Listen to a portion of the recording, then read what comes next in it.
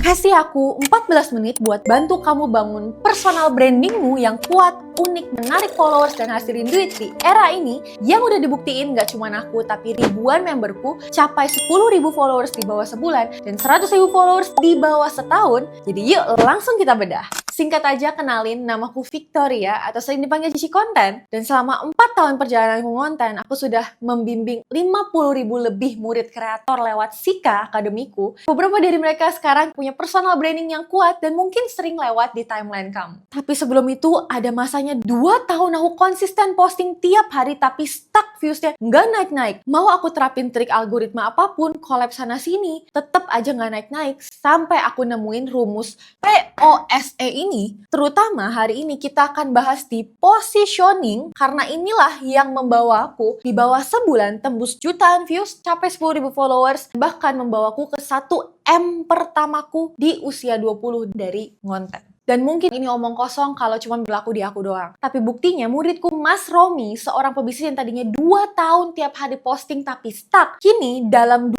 bulan bisa capai 100.000 followers. Omset bisnisnya naik berkali lipat. Ci, tapi aku gaptek. Apakah ini masih works? Bulika, Coach Lika, di umur 50 baru mulai ngonten. Nggak ngerti cara upload konten di Instagram. Tapi kini setelah nemu positioningnya dari 6 bulan stuck tiap hari posting tapi nggak naik, jadi di bawah 6 hari capai 50.000 followers lebih. Dan kini bisa dapetin 3 digit dalam sebulan dari ngontennya. So, langsung aja kita bedah. Personal branding itu secara tidak langsung adalah bagaimana kita menjual diri kita di market. Jadi produknya di sini adalah diri kita. Layaknya sebuah produk, kita harus tahu apa yang menjadi positioning atau pembeda diri kita dari produk-produk lainnya di luar sana. Supaya orang memilih hanya datang ke kita untuk hal tersebut. Makanya ada istilah dalam personal branding, the niche is you. Tapi justru di situ tantangannya. Namanya manusia, kita kompleks teman-teman. Kita pasti di awal-awal bingung. Apa sih dari diriku yang sebenarnya itu menarik untuk diangkat jadi personal branding di mata orang lain? Nah, karena itulah ada rumus untuk membantu kamu menemukan itu, irisan antara apa yang menjadi identitas personal kamu dan apa yang menjadi potensi market. Yang di tengah-tengah inilah yang kita sebut dengan ideal brand positioning kamu. Bagaimana kita menggabungkan apa yang menjadi sejatinya diri kita dengan apa yang dibutuhkan orang di luar sana. Itulah yang menjadi personal branding kita. Nah, identitas personal ini adalah factory setting diri kamu sebagai manusia. Kamu dilahirkan dengan fitur-fitur seperti itu dan bagaimana kamu mengangkat fitur tertentu itu menjadi personal branding kamu. Ini yang akan menjadi pembeda kita dari orang-orang lainnya yang ngelakuin personal branding di luar sana. Tanpa kamu tahu ini, maka personal branding kamu tidak akan ada bedanya ketimbang orang-orang yang ngikut-ngikutan tren di luar sana. Orang tidak punya alasan untuk milih atau follow kamu ketimbang yang lainnya. Nah, tapi satu sisi kita juga perlu seimbangkan dengan potensi market atau yang aku suka bilangnya itu profitable niche. Segmen market apa nih yang paling cocok dengan identitas personal kita dan yang paling ideal dan menguntungkan juga buat kita ke depannya. Nah, rumusnya biar kamu gampang prakteknya itu adalah aku adalah siapa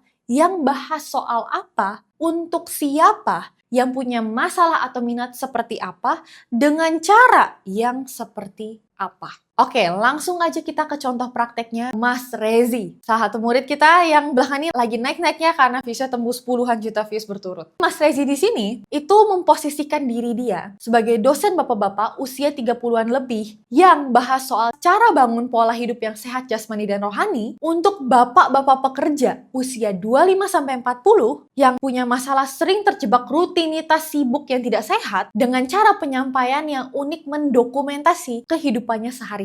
Apa yang menjadi pembeda Mas Rezi dari orang-orang yang bahas kesehatan, fitness coach di luar sana adalah dengan pembawaannya dia bukan menggurui, tapi dia menginspirasi. Dia bukan bikin konten tips yang kayak, ini 5 hack supaya kamu bisa ini. Enggak, tapi dia lebih ke masa itu adalah dia kasih lihat nih keseharian dia yang cocok dengan segmen marketnya ya. Itu adalah bapak-bapak yang dimana mereka itu justru mungkin terasa overwhelmed. Wah, kayaknya banyak banget nih fitness expert yang keren-keren di luar sana, aku nggak bisa ngikutin. Tapi ketika mereka melihat Mas Rezi, mereka malah merasa terinspirasi. Oh, ternyata bisa ya aku selipin berapa menit dalam keseharianku yang sibuk untuk bisa lebih sehat lagi. Dengan gaya penyampaiannya ala-ala bapak-bapak banget, bahasanya, cara ngomongnya, itu yang menjadi positioningnya dia. Mulai dapat gambarannya ya. Dan di sini rumus yang tadi itu nggak matok, karena nanti seiring fase akunnya kamu, followers kamu makin naik, maka minat orang-orang yang kamu jangkau akan semakin luas. Ya contohnya di sini adalah muridku Kelly, Kels Patricia. Kalau kita lihat dulu positioningnya adalah sebagai seorang business owner yang bahas soal edukasi keuangan untuk pebisnis UMKM, tapi sekarang di atas 100K, dia jadi lebih luas marketnya. Sekarang lebih membahas ke edukasi finance untuk keluarga dan pasangan muda yang ingin supaya bisa atur duit dengan tepat supaya bisa mencapai hidup yang tenang secara finansial. Kita lihat ya teman-teman, marketnya berubah tuh. Jadi makin luas, betul ya?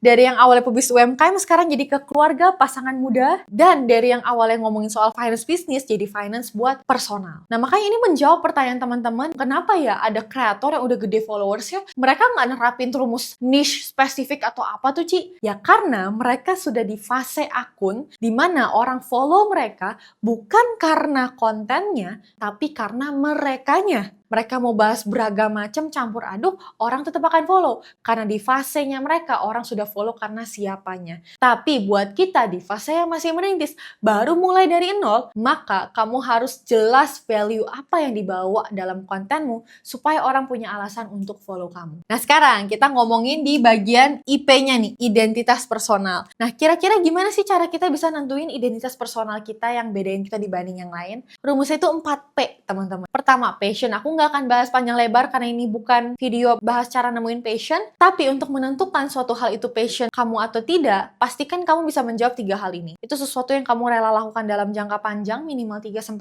tahun ke depan, rela lakukan tanpa bahkan dibayar, dan juga kamu rela berkorban belajar hal lain demi bisa mengembangkan satu hal ini. Next yaitu adalah P, pengalaman. Bukan artinya kamu harus jago atau udah expert untuk mulai ngonten, tapi intinya adalah apa cerita atau pengalaman pribadi kamu dalam topik ini yang bisa kamu ceritakan untuk membuat market kamu semakin relate dengan dirimu. Nah, jadi kuncinya di sini adalah personal content. Banyak orang yang suka salah mempersepsikan personal content itu sama dengan umbar kehidupan personal. Personal content itu esensinya kan membuat orang merasa dekat. Dan kedekatan itu bisa dibangun lewat banyak hal. Bisa kamu sharing cara berpikirnya kamu, cara kamu melihat sesuatu, pengalaman unik yang terjadi dalam hidupmu, atau mungkin di kehidupan orang-orang sekitarmu. Yang penting, audiens itu bisa melihat sisi manusia dari diri kamu. Terutama di era serba AI ini, orang sangat mendambakan bagaimana kamu mengemas teori kamu ke cerita pengalaman pribadi. Karena itu yang membuat kamu otentik. Contoh kayak video di sini, di mana ini adalah seorang penjual yang ngasih kemurahan hati lah buat pembelinya, dan secara tidak langsung ketika dia mendokumentasikan hal ini, orang jadi tahu kan ya value diri dia sebagai seorang penjual itu sebagai apa. Ya jujur, generous, atau seperti konten yang di sini yang dibilang tidak terlalu telat untuk memulai sesuatu di usia berapapun. Nah secara tidak langsung orang jadi tahu bagaimana pola pikir mindsetnya dia. Tanpa harus ngumbar kehidupan personal. Jadi bikin yang namanya do and don'ts. Apa yang do, yang kamu memang nyaman untuk sharing sebagai personal content kamu, dan apa yang don'ts, yang tidak boleh disentuh, yang kamu sendiri merasakan riskan, kamu harus ada boundaries do and don'ts ini. Dan tiap orang itu berbeda. Dan bahkan kamu nggak harus jadi orang yang keren atau terkenal dulu untuk mulai share personal content, sama seperti Coach Lika yang dulu ketika dia mulai itu kontennya mengenai bagaimana ngebimbing wanita supaya bisa lebih percaya diri. Nah seiring jalan, seiring dianya juga membangun karir, barulah dia masuk ke next step sekarang membantu si perempuan ini dari percaya diri sampai bisa berkarir dan nemuin potensi dirinya. Nah jadi dia sharing kontennya dan ngebantu orangnya juga sesuai dengan fase hidup dia. Nah jadi balik lagi teman-teman, kamu bisa mulai dari sekarang ini kamu ada di titik apa dan ngebantu orang untuk nyampe titik itu dulu. Seiring nanti kamu akan juga harus makin berkembang ya, kamu membawa orang ke level-level berikutnya. Nextnya itu adalah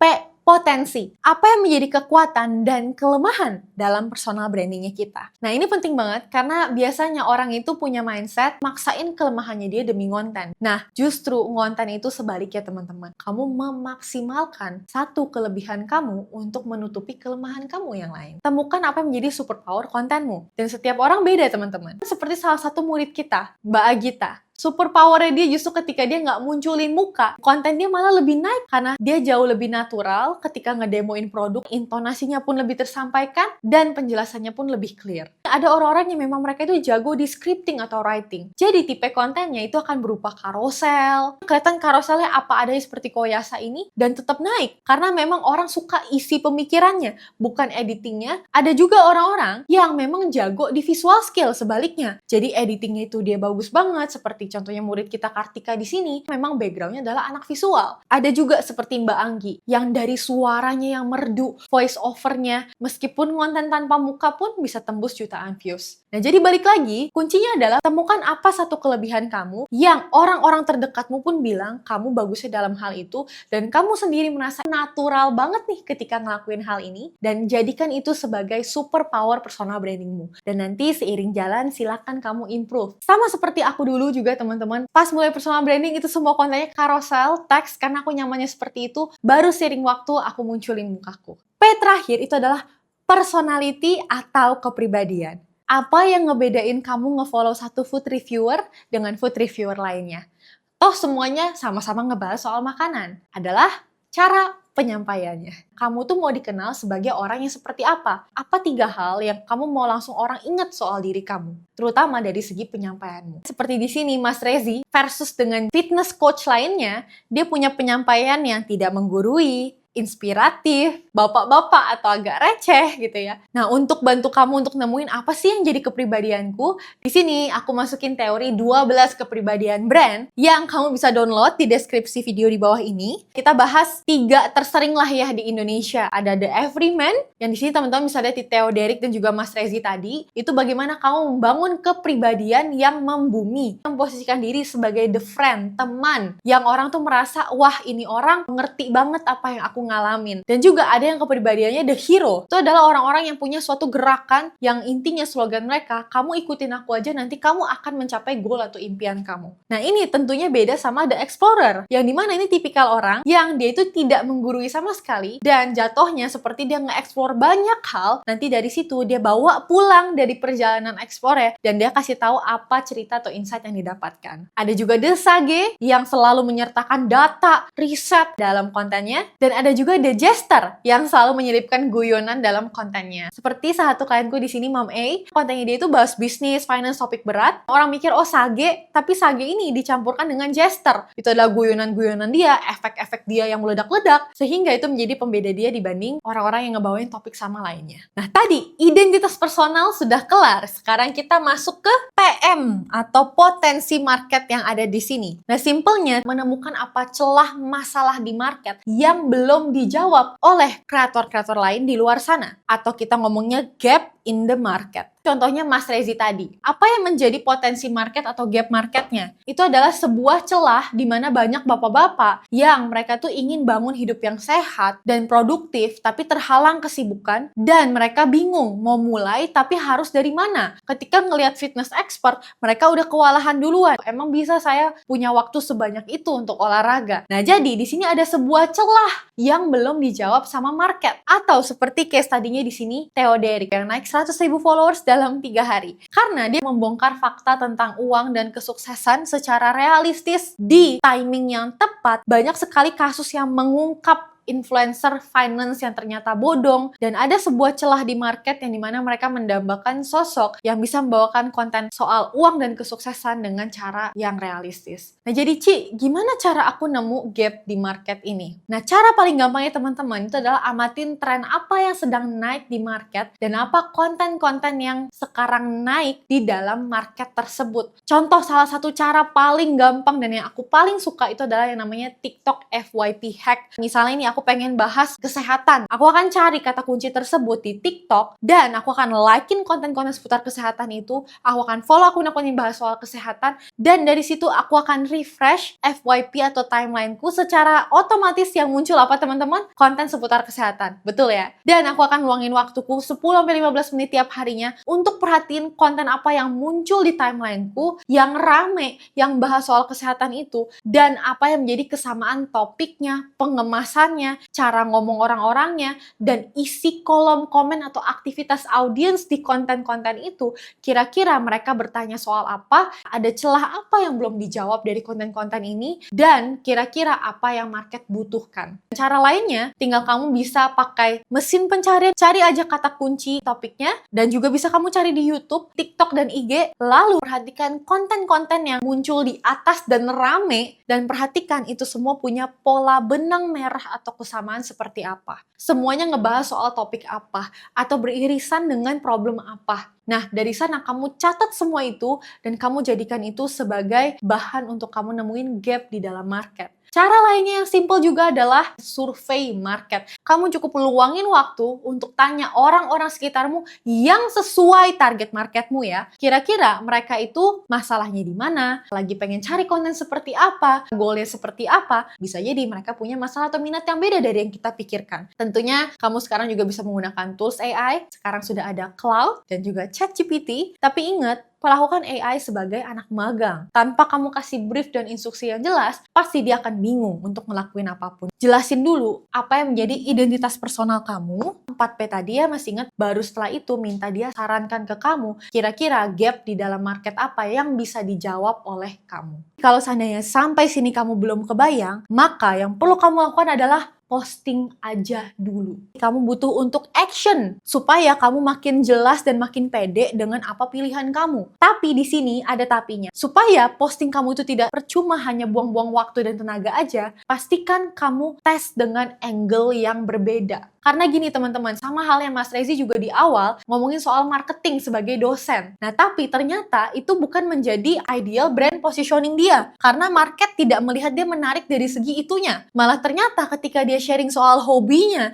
yang itu adalah olahraga, disitulah orang melihat itu menjadi potensi titik menariknya. Ibaratnya ini produknya dia nih sebagai produk, orang tidak lihat fitur utamanya itu adalah kepintaran marketingnya. Tapi justru konsistensinya melakukan olahraga sebagai seorang bapak-bapak. Nah kita tidak akan pernah tahu fitur mana yang orang itu akan paling suka dari diri kita harus ngetes dengan angle yang berbeda. Harus sering-sering eksperimen, ubah format atau cara penyampaian kontenmu dari video, carousel, tanpa muka, pakai muka, atau tipe kontenmu dari hiburan, edukasi, entertainment, sebagainya, atau topik kontenmu, porsinya 60% kamu cobain di satu topik spesifik utamanya kamu dulu, tapi kasih ruang tetap bahas personal interest kamu yang lain atau minat kamu yang lainnya, dan dites. Aku selalu menyarankan tes itu tuh minimal 1 bulan, dengan minimum dalam seminggu itu kamu upload sekitar 3-4 konten. Kalau memang sudah lebih dari sebulan dan itu kurang works, maka bisa kamu evaluasi dan coba ganti angle yang lain. Sampai akhirnya nemu apa yang menjadi winning content atau pola konten rame kamu, dan dari situ kamu jabarin ke positioning kamu. Dan aku tahu, yang namanya perjalanan nemu winning content itu butuh banyak trial dan error. Ada orang yang butuh waktu sampai bertahun-tahun, tapi ada juga yang bisa nemuin di bawah sebulan, bahkan di bawah beberapa minggu. Dan karena itulah untuk mempersingkat waktu trial error kamu untuk nemuin winning content secepat mungkin, inilah yang menjadi alasan kenapa program 14 hari winning content lahir di Sika. Itulah sebenarnya kalau kamu sampai di detik ini di video ini, kamu sudah punya ilmu lebih dari cukup, sudah aku bocorin semuanya untuk kamu mulai trial error personal branding kamu sendiri. Tapi kalau kamu mau dibimbing supaya kamu belajar yang gak sendirian dan meningkatkan probabilitas kamu nemuin winning content secepat mungkin, maka 14 hari winning content challenge ini bisa jadi jawaban buat kamu. Yang dimana guru mentor Sika akan membimbing kamu dalam live mentoring dan grup konsultasi. Jadi bukan sekedar video course biasa, karena kalau video course biasa juga kamu bisa tonton di YouTubeku secara free untuk praktekin next step ini. Jadi nggak cuma nemu positioning, yang dimana case tadinya akan semakin banyak lagi di sana. Dan next step juga kita akan bimbing kamu untuk kenalin market supaya bisa bikin konten yang ngena dan tembus jutaan views. Dan bagaimana kamu scripting konten yang menarik dan membangun sistem konten supaya kamu nggak keburu capek duluan sebelum nemu winning konten kamu. Dan bagaimana pada akhirnya kamu earn atau membangun penghasilan tanpa harus punya produk dulu. Nah, buat lengkapnya kamu bisa cek di deskripsiku, aku selipin link di sana. Nah jadi ini PR kamu ya, mengisi kotak kosong ya. Boleh kamu posting saya di IG story, tag mention ke aku dan juga ke Sika biar kita juga bisa tengok hasil praktek kamu. So teman-teman, selamat praktek dan semangat konten!